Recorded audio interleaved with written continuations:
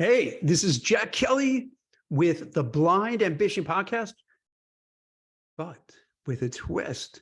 So my buddy Rick Chen and co-host is on an important team blind assignment, so he's not going to be here for the next few days. And what I'm trying to do is roll out kind of a new type of podcast.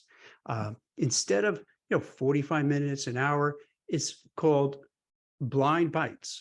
And it's short, punchy, giving you information you need right away and help you with your career, help you moving forward, help you succeed, and kind of talk about very specific topics. So for instance, today, what I want to share with you is about the hidden job market.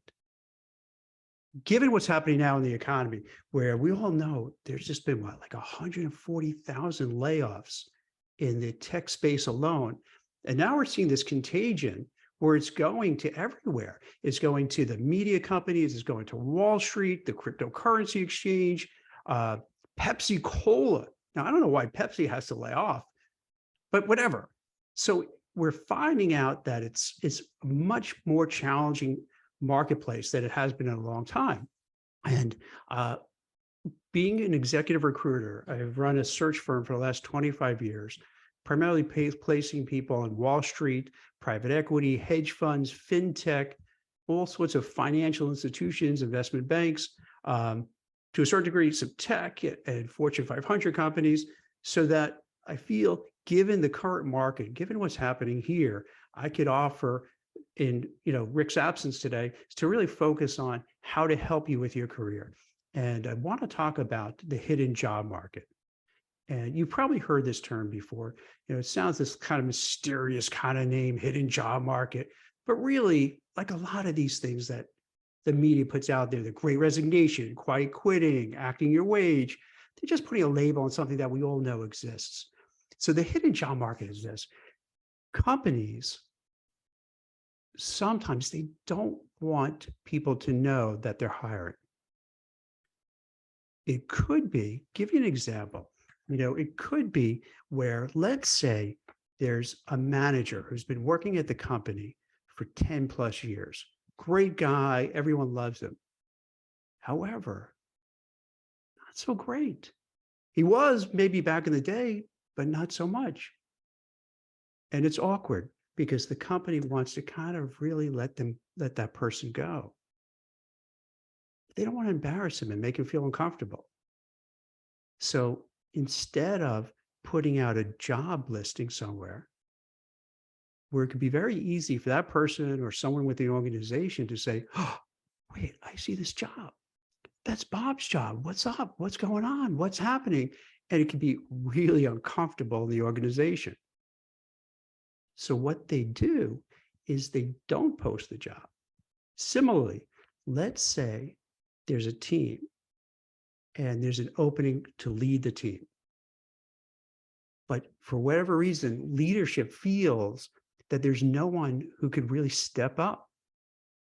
Once again, they don't want to post a job to the public because they feel the people on that team are going to rise up and say, wait a minute, why are you putting it out there? Why don't you give us first crack?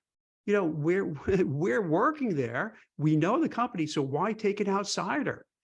And and then it really, let's be frank, it pisses people off because they think, hey, why are you just completely overlooking us? Maybe I'm going to get my resume updated and start looking for another job.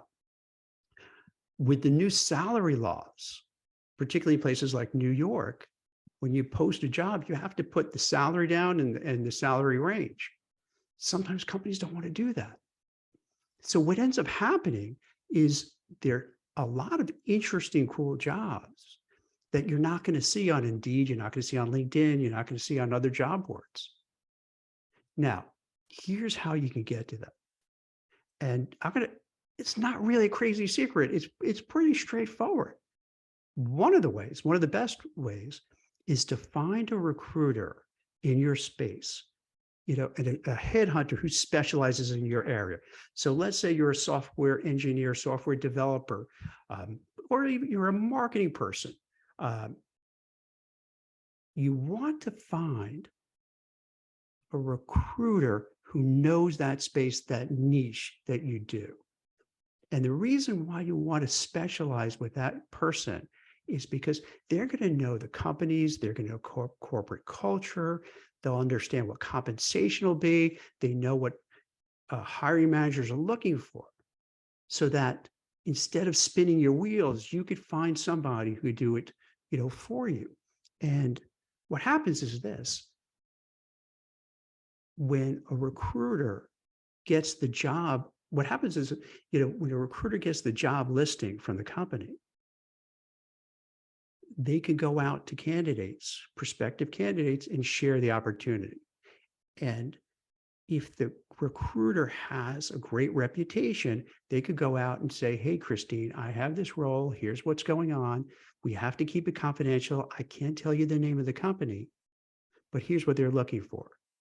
And hopefully, because of the reputation of the recruiter, that person, Christine, will feel comfortable saying, okay, Jack, I'll send you over my resume. I trust you. You're not going to send me to a crazy place. So relying on recruiters is a great way to find it. Now, I know some people roll their eyes. Recruiters are jerks. They suck. They're a pain in the ass. Well, you're not wrong, but it is what it is. Same thing with lawyers, accountants, people who sell cars. There's going to be good, there's going to be bad, but looking for recruiters in your space who do that. Another thing you want to do is this. You want to get an internal employee referral. Hiring managers, HR love internal referrals. They feel, hey, if Mike is working on at the company and he knows that somebody is looking, if you can get that person, to get a foot in the door because the person's recommended, that's a great way to do it. So they'll know, Mike knows there's a job that's been posted at his company. No one else really knows that. So if he refers me to that job, he gets in there. Another way to do this is you want to network. And, when you say network, you feel, God, it's like, it harkens back to, you're in this, big room with a name tag on your chest and you got, hey, nice to meet you. How are you? Here's what I do. And it sounds just, yeah. But really networking is this. You want to tap into the people people maybe you grew up with, people who you went to college with, people within your town, coworkers, former coworkers, because then you could find out. And this takes a little bit of, being bold, having a little chutzpah. You want to go to these people and say, hey, I'm looking for a new job. Can you help me?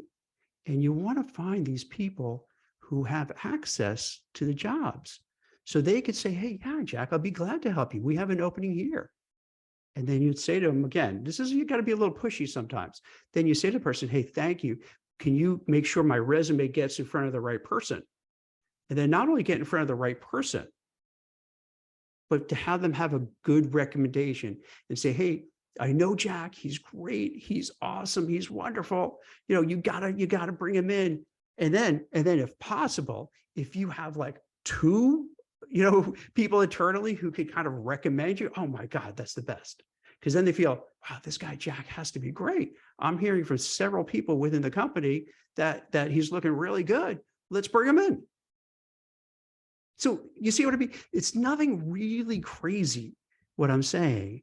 It's one of these things that's kind of a quirk in the system, because the companies want to keep it quiet. They don't want to kind of blow up the spot of a person they're trying to replace or getting somebody new to take over a group, or they don't want to talk about the salary. So they don't want to kind of put it out there. So you find ways to get a recruiter, an employee referral, tap into your network to find somebody. So, as I said, these are little bites, blind bites, just to give you some little tips. Now, if you want to get some more detail, you could always feel free to reach out to me. My information will be in the show notes. I have some articles I write about this, so you can kind of read that as well. But I wanted to kind of just turn you on to this kind of topic, because people talk about it in this time period. I think we need all the help you can get. So to start you out with some of these little tips to know what to do, to find a recruiter, to tap into your network, to try to get an employee referral for yourself. It all helps. So I hope this is helpful. Let me know what you think. And Rick has told me, wait, I got to make sure I say this because he'll get mad at me if I don't say this.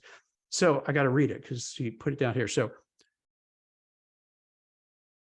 that's it for the Blind Ambition, but really this is the Blind Bits Ambition podcast. If you enjoy the show, please leave us a 5-star rating and review. Don't forget to subscribe where you get your podcasts. Thank you for listening. And thank you very much. I hope this was helpful. Take care.